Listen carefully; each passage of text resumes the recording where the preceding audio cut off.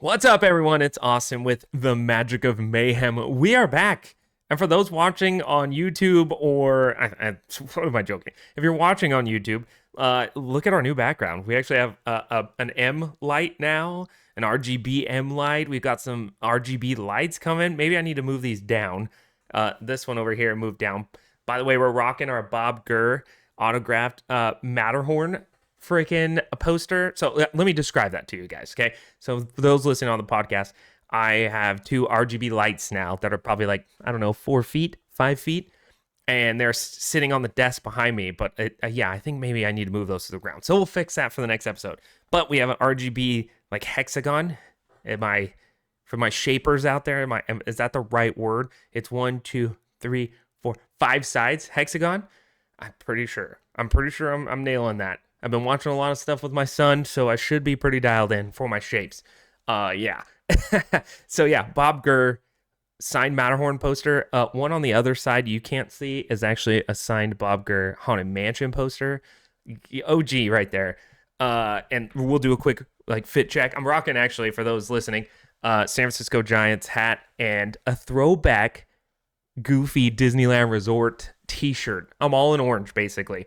I look like a creamsicle right now. A creamsicle. That was a good one. That was off the cuff there. Welcome back, everyone. Hope you are doing great. It's been a minute. I just wanted to kind of do a random episode, but have somewhat of a topic. And the topic of this week is more, how does Disney do it? How do they dip into our pockets and charge us an extreme rate and get away with it? And we'll talk about some things about what we think, or what I think is some tips, some thoughts, the ways they get into it, and make you kind of forget that you are spending money. But first off, and this is probably one of the big ones, I would say, at least for a Disney dad like myself, they go for you emotionally, right? Last night we were watching the new like Imagineering kind of episodes that Disney Parks posted on YouTube, and they did that interview with Bob Gurr, and at the very end about him, suggesting to Walt that they build a fire truck, a fire engine for downtown, or for Main Street to be one of the cars, and that he was one of the few people to actually get to suggest to Walt like an idea, right? And that he said literally in a couple hours he had the PO request for, or it was actually a job number for them to be able to, purchase the parts to make that happen. And then he starts crying, and it goes right for your heartstrings. And this is what makes Disney, and maybe Walt's image, what makes us so iconic and so beloved and in love with him, was you have Bob Gurr crying that the last photograph ever taken of Walt in Disneyland was him in that fire truck. And honestly, like, how, as a human, how can you just listen to that and not be impacted, right? How can you, he was such a beloved person for all those that work for him, and maybe not everyone that worked for him. Some people that are passionate about things tend to maybe rub those that don't have the same vision in a bad way. And that's probably what made him such a good leader, is he got so many people bought in on that vision of what is today known as Disneyland and what is today known as Walt Disney World, And that became a global icon, all because of something that he was passionate about, that he believed in, and he got people to buy in on that. As someone that is currently a boss, that's the hardest thing, is to get people to buy into what you're seeing, or to trust that your judgment is the right one. It's a very hard balance to do. It's something very few people can accomplish to a very high level. And that's something maybe one day I'll get to that point. But as someone in their early 30s, trying to tell people that are older than me that this is what we're going to do, it's a struggle. It's a struggle bus. That's very something challenging that I deal with on a daily basis. And you just have to believe in yourself. And maybe that's all it took for Walt. But he didn't do it until he was later. But he also ran his own business as well before he ever got to the idea of Walt Disneyland, or Disneyland in general, Disneyland California, Disneyland Anaheim, whatever you want to call it. It took him a long time to get to that point. So, as long as I think I'm doing things in the right way, and being positive and being who I am, which I think that's what made everyone love him, was just him being himself, right? Like right now, I'm rocking a Giants hat. Anybody else who's a Dodger fan right now, which is mostly Disneyland people, sorry, I'm a Giants fan, and this is a sick hat. Okay, come on, it's a Nike freaking Dodger Giant hat. Wow, that was like a sin that I just did right now. I actually went to a spring training game last week. It was really sick. Hey, for those listening for the first time, welcome. It's off topic all the time, but I will bring it back. I promise. I'll correlate it to what we're originally talking about. And today's topic, like I said, is how does Disney and Disneyland and Disney Inc., I would say, get your money without you not worrying about it, right? We always say there's a budget and then there's a Disney budget, right? Or when you go into the parks, you have a park budget that goes right out the window. Hold on, I'm going to take a sip. By the way, I'm drinking just a cherry Coke right now.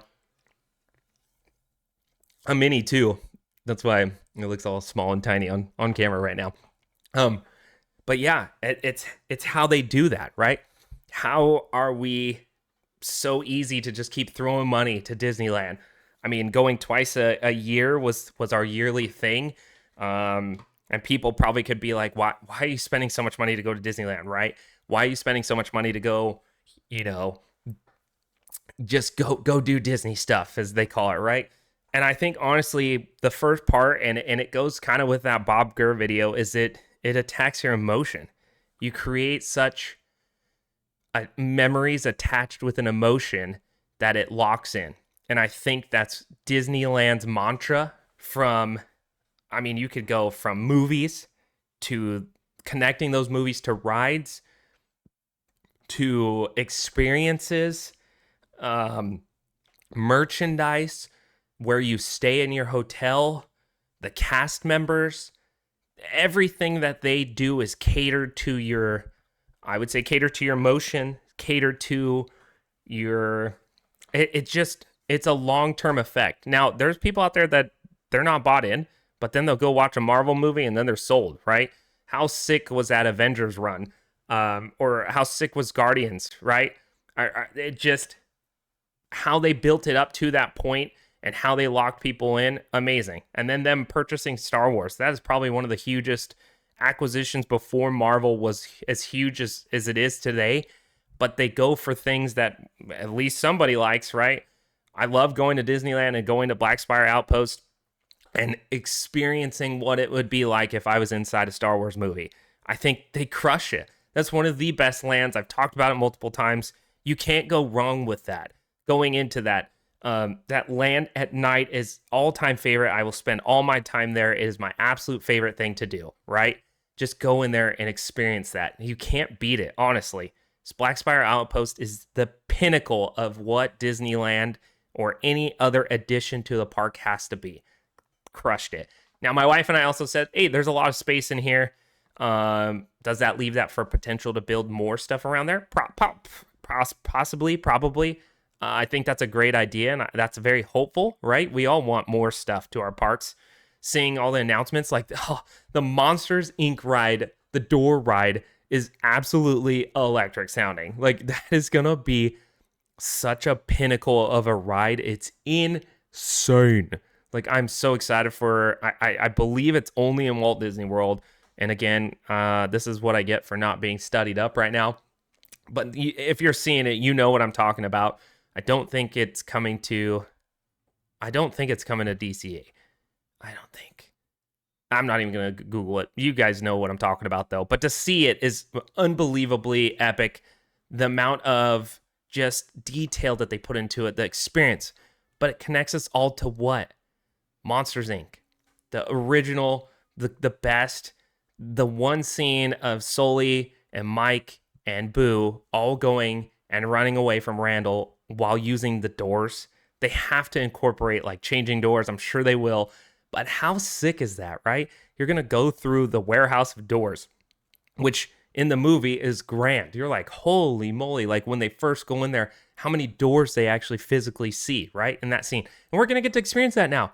Again, latching on to such a memory of for me growing up. I can even remember being in, or not even junior high, like middle school, probably like third, fourth, fifth grade, and seeing Monsters Inc. Like I'd seen it already, but seeing that with all my classmates when we had like a what is it, like a pajama party night or pajama movie night, and us all sitting there and watching Monsters Inc. as kids and just being like, oh my gosh, they're going on a door right now. Sick.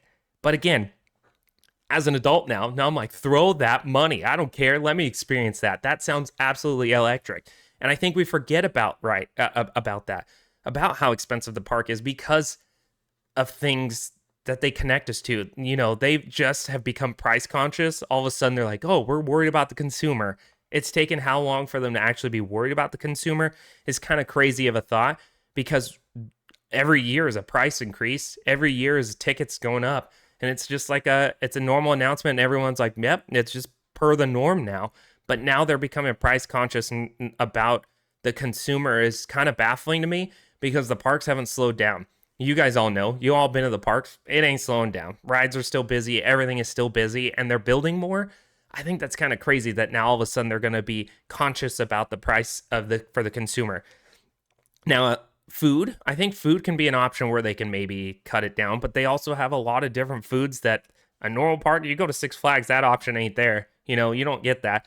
You don't get cheesy garlic bread, you know, at Maurice's, which, hey, December, you all know it's happening. I'm going to get some. It's happening. But you don't get that. You don't get that at Six Flags. Good luck. Universal, I think, is trying. They can try all they want. Although, hey, a Homer Simpson donut from Universal, solid. What is it? Lards? A Lards donut? Oh, yeah. All day. Sign me up. That sounds fantastic. But again, they just are so good at it. I mean, I'm wearing a goofy throwback Disney shirt. By the way, I did not originally buy this. I got it off eBay because eBay is the heaven for people that have a Disney addiction like myself, that you can find pretty much anything you want there. For one, actually, I have a Walt Disney Treasures DVD that I only get out if we lose power, or not lose power, lose internet, and we need something to watch. I don't own a lot of DVDs anymore. That's just become a thing of the past, and I've given away to family members. But what I do have, and just in case, is to go back into those archives and see the original Walt Disney broadcast from ABC. Absolutely my favorites. My favorites. That's a weird word. My favorites. And it's such a fun thing to explore, right? To go back and see his vision before the park ever opened and to see his passion for it. That he was trying to find something that adults and kids can all connect together. And I think to this day, it's still the best. You can't beat it, honestly. Epic Universe with Universal is doing their damnedest because they do have such great movies and such great things behind their studio that I think they can absolutely expand on it. Harry Potter, who doesn't love Harry Potter? Jurassic Park, who does not love some dinosaurs? And it's a solid move. They have to build on that. They have to. But right now, Disneyland's executing way better. And we'll just see when Epic Universe opens how well they do. So experiences is definitely one of the main reasons why Disney gets away with us just throwing money at it. And maybe on the normal, I am definitely a stickler when it comes to, hey, I am spending like maybe $25, $30 on a t-shirt, and that $30 makes me wince. If I'm checking out and it's $30, I'm like, man, I could actually go put this back right now. But it doesn't stop me whenever there's a $80 Spirit jersey. I'm like, cha-ching, that's my absolute favorite. Please let me go buy that. So I have actually a bunch of Spirit jerseys. Like this last time, I haven't even been to Disneyland since September of 2023, right? That was the last time my wife and I have been there.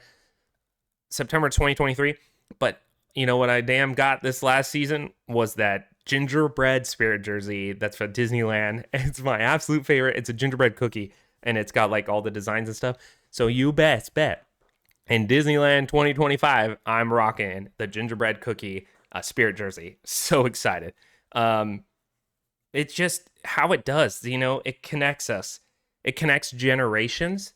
Because at some point we've all watched a Disney movie. It doesn't matter how old you are and how young you are. You've seen it. You've been a part of it. Like my son really loves Moana, the first one.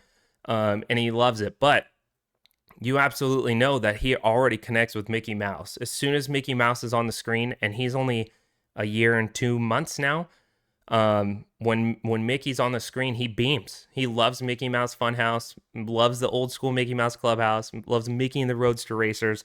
It's just something about that connects him to that. But that's something that also connects to me. Cool thing about me, Mickey Mouse and I have the same birthday, November 18th. Mickey's one of my absolute favorite characters, and for him to like love Mickey, already at such a young age just makes me so excited for the future. But again, connection. Like, I cannot wait for him to love Star Wars. I hope he does. Fingers crossed, right? We all hope our kids love the same things we do. Star Wars, I hope he loves, but I also hope he loves like Harry Potter. I would love for him to be a part of Harry Potter with my wife and I, because we love it, you know? We'll just see. But those are things that just through generations connect us together and makes it, like a fun time. And another thing that is so great about Disney. So it's like these smoke and mirrors that they kind of just have on us so easily that, like I said, a Disney money purchase compared to like a regular purchase is just two different things. And I think that's why we're so quick and so easily swayed to make a purchase at somewhere. Like popcorn buckets, holy crap.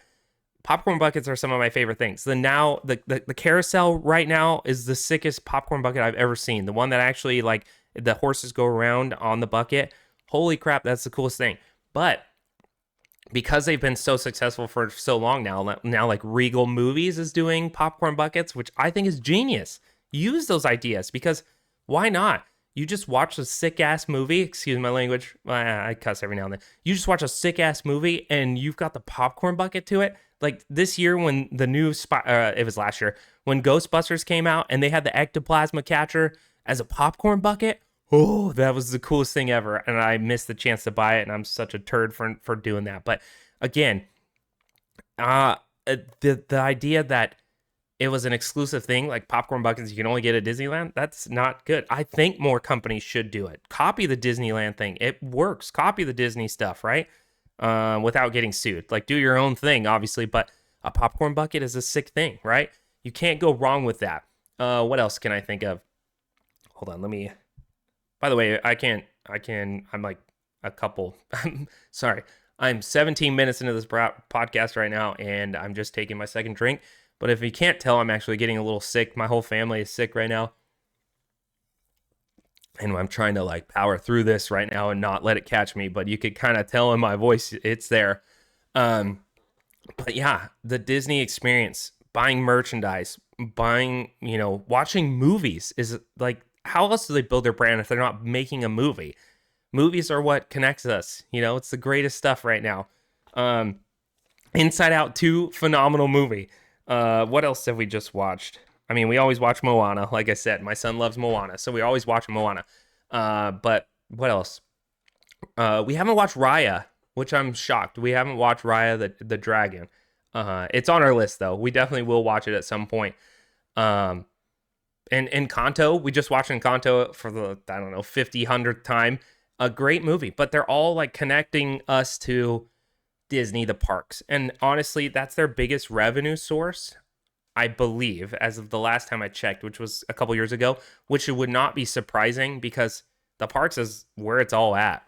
It's where we get to live in those movies, live in those experiences, and everything like that. Food, honestly, I can't go wrong with a Waltz chili, fire, but they also have those crazy one-offs, right? Like the cheesy garlic twist, which is for bread. That is my absolute favorite that I'm going to make happen. A Dole Whip, right? A Dole Whip. Those, like, it was exclusive for how long? Our whole lives growing up, you could only get a Dole Whip at Disneyland. Like, what? And somehow the churros taste 1,000 times better. I know this has been a discussion in all things Disney about the churros from Walt Disney World to Disneyland, and we've got it dialed in. I think it was, who am I? I'm trying to think. Enchanted Travels by Emily. No, who was it? I'll find it out right now. But they were the one that actually did the research for us to figure out what was the difference in the Disneyland to the Walt Disney World ones. And it was... Hold on. Oh yeah, Enchanted Trips by Emily. Shout out Emily. She actually asked, "What's the difference between like a Walt Disney churro and a Disneyland churro?" Besides, which I've called out, the difference is there's a ton of churro carts in Disneyland, and there was like sparse amounts in Walt Disney World. To come to find out, Disneyland makes theirs like on the cart, ready to go. And if a cast member's listening and I'm doing this all wrong, please like let us know. I will correct this on the next episode. But I'm not an expert. I'm just repeating what I know.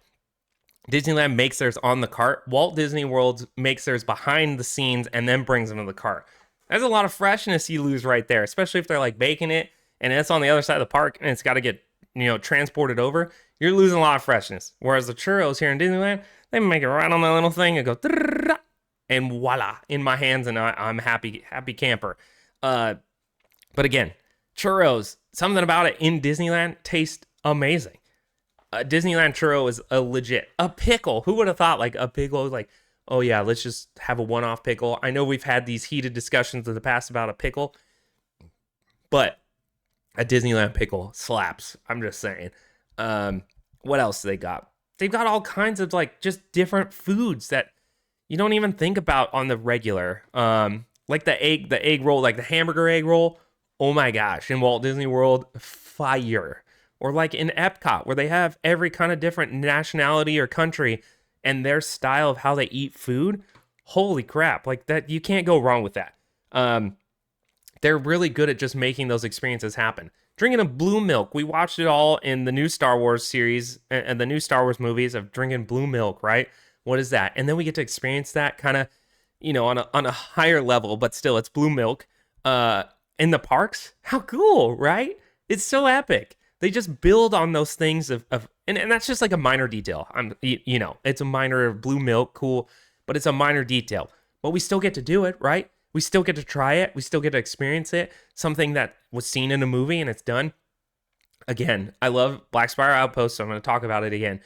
Flying the Millennium Falcon and Millennium Falcon Smuggler's Run is every mid-70s and older kid dream of doing, right? It was a dream of all of ours to drive fly the Millennium Falcon. It honestly was. How about build a lightsaber? We saw it happen in video games too. They just did it. They connected you with the fact that you got to build your own lightsaber. Mine is around here somewhere. I think I have my hilt or something somewhere around here. I actually took the whole pole off because it was just too long. But my hilt, like I built the lightsaber and they made that experience so electric. I've talked about it a million times, but it's so cool. They just are so good about just creating this happy world for you. It is the happiest place on earth. It honestly is. That you forget where you are and kind of forget that you're human and you're not in the movies. Cars Land, seeing an animated world in real life. I think Cars Land is how would I put it? It's anime. It was an animated world. Like, yeah, the other ones are like live action, but it's like a whole world dedicated to Cars Land. Like Disney's Cars, like Pixar's. No, it's Disney. It's not Pixar. Cars, like what? And you got to see it, and you get to see Mater, and you can see Lightning McQueen, but like in real life, how cool is that? And then they do a ride about it, and I'm really jealous of Walt Disney World's getting all the expansion and all the cool stuff, and I'm watching all the testing for their new stuff, and it's super sick. Like, I cannot wait to get back to Walt Disney World, and we're kind of saying in the next 3 or 4 years, wait until my son probably gets about 5 or 6, and then we're definitely going. But still, like, that is the coolest. How can you not love that? They're creating an animated world in the real world. Like, again, just it. I think the ultimate theme here is it's just Disneyland is Disney. Sorry, I keep saying Disneyland because that's my park, but Disney is so good at just distracting you. You forget where you are. You forget that, hey, this is actually like the cool spot. Like this is home. They create such cherished memories that it's just home for us.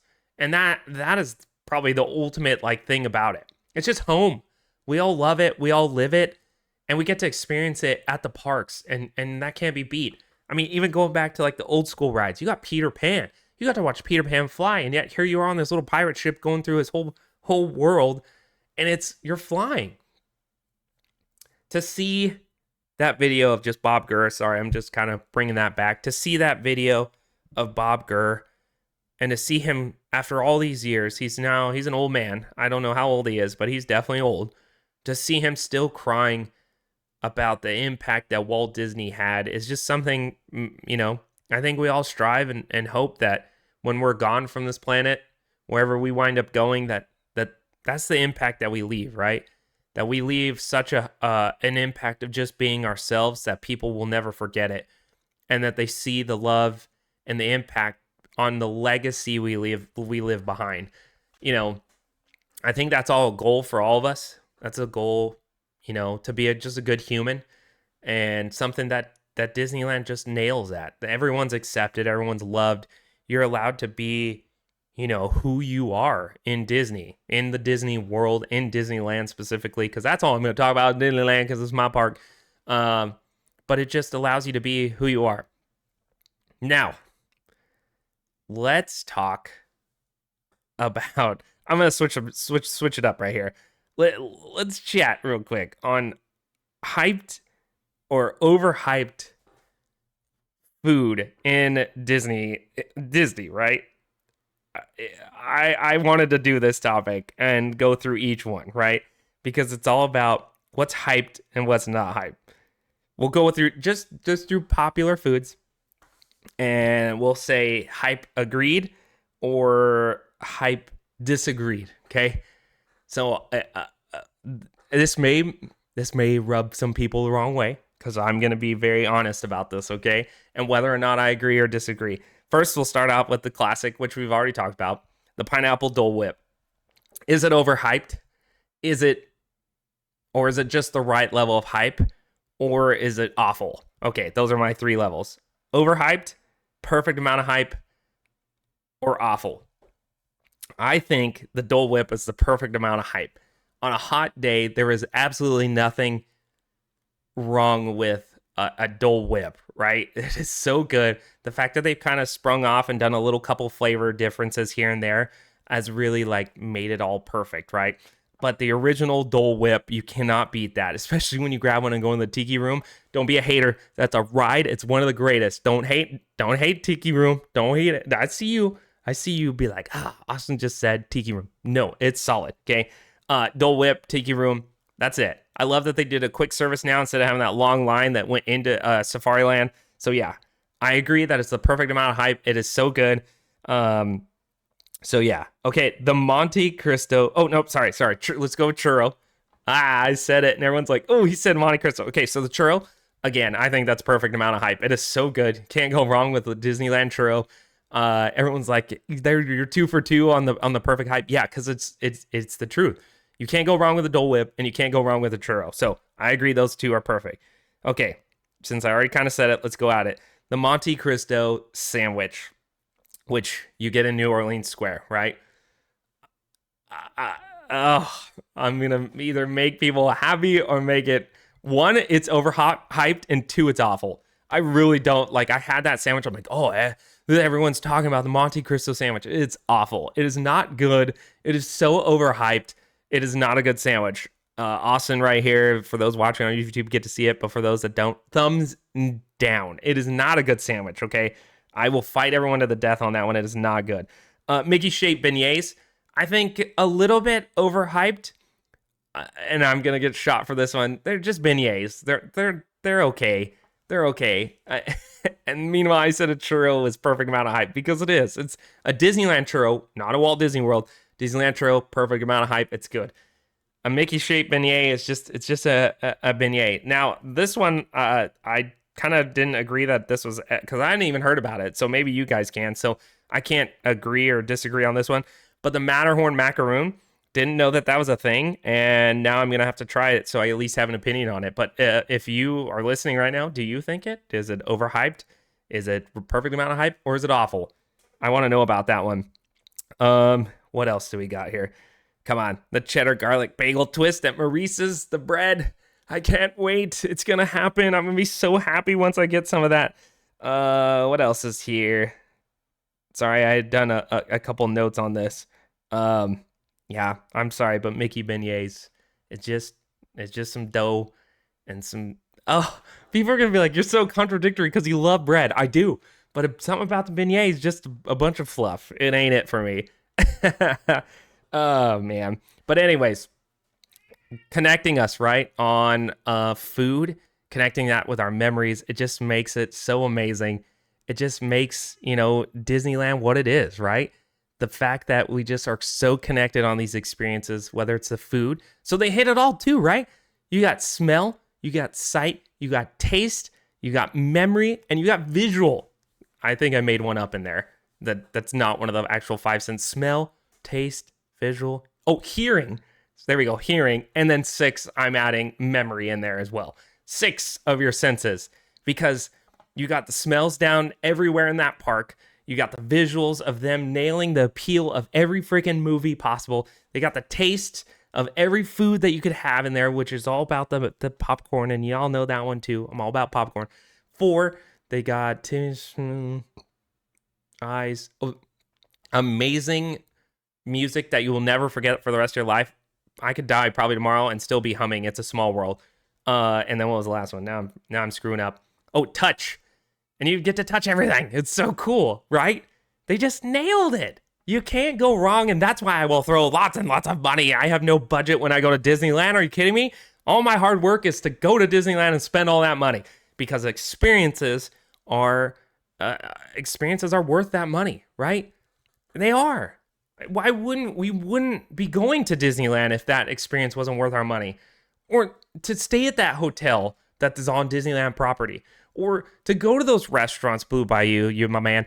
We wouldn't spend that extra money to feel those experiences, to be in those experiences, if it wasn't worth it to us. And they do the smoke and mirror so good that everything is worth it to us, man, except for a Mickey beignet. So anyways, I hope you guys enjoyed this episode. It was kind of off the cuff, off my head, as most of it is. Like I said, this is like a day in the life of my brain, and you got to listen to it for like a half hour right now.